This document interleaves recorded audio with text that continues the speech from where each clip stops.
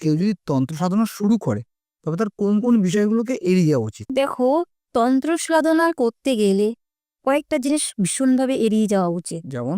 প্রথম কথা হচ্ছে, গুরুর নির্দেশের বাইরে কোনো কাজ করা উচিতই নয়।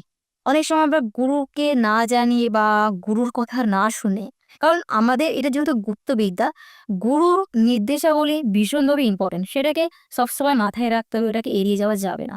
সেকেন্ড যেটা আমরা বলি, কিছু আহার মানে যেটাকে বলে আচার বিচারে, আমরা যে কোনো জিনিস যে কোনো জায়গায় খেয়ে ফেলি বা যেটা মনে হয় আমাদের ভালো লাগে, মানে আত্মা চাইছে বা মন চাইছে হট করে খেয়ে ফেলি। তো সব জায়গায় আমাদের খাওয়ার উপরে কোনো নির্দেশিকা নেই, এটা যেমন ঠিক কথা, কিন্তু কিছু কিছু ক্ষেত্রে নিয়মাবলী মাস্ট, এবং যে কোনো জায়গায় যখন তখন যাওয়া উচিত নয়।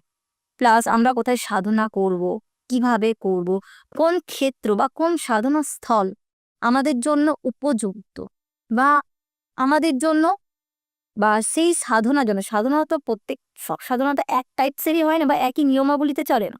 তো আমি যা সাধনা করছি বা আমার যেটা লক্ষ্য, সেই লক্ষ্যে পৌঁছাতে গেলে আমাকে কোন ধরনের জায়গা বা স্থান বসে বা সেইখানে বসে আমার সাধনা করা উচিত।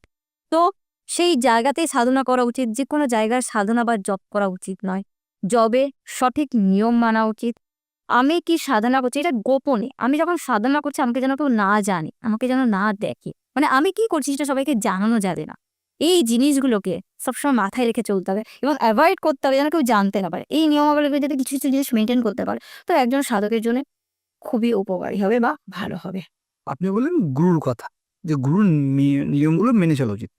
কেউ যদি তার অজান্তে গুরুর নির্বাচনী ভুল করে, সেই ক্ষেত্রে তার কি ক্ষতি হতে পারে? দেখো, সব থেকে ইম্পর্টেন্ট পার্ট গুরু নির্বাচন করা।